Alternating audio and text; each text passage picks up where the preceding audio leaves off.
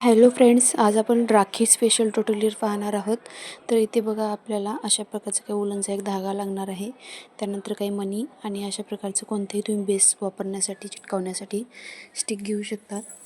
तर कलरची मी pipe cleaner घेतलेला आहे. तुम्हाला जो कलर पाहिजे त्याचा एक पाईप क्लीनर घ्यायचा आहे. इथे मी ग्रीन कलरचा पाईप क्लीनर घेतलेला आहे आणि एक पेन घेतलेली आहे.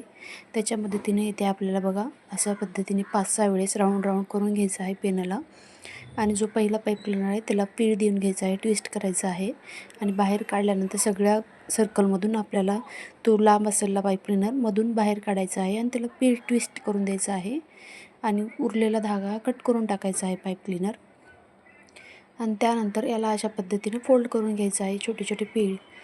हे स्पेशल मी माझ्या मुलासाठी राखी बनवली आहे. आपल्या अंगामध्ये काहीतरी कला आहे म्हटल्यानंतर आपल्या मुलासाठी काहीतरी स्पेशल बनवलं पाहिजे हाताने, म्हणून मी अशा पद्धतीने छोटीशी राखी त्याच्यासाठी बनवत आहे. म्हटलं तुमच्यासोबत शेअर करावेत. राखी कशी वाटली काय नाही मला कमेंट करून नक्की सांगा आणि तुम्ही एक लाईक करत चला. तर बघा, अशा धाग्यामध्ये मी इथे मणी ओवून घेत आहे. तुमच्याकडे जी जागा अवेलेबल आहे त्याच्यात तुम्ही ओवून घेऊ शकतात.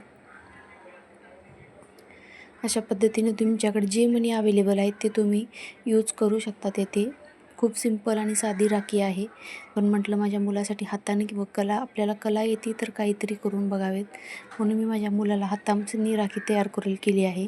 कशी वाटली काय नाही मला कमेंटमध्ये नक्की सांगा राखी.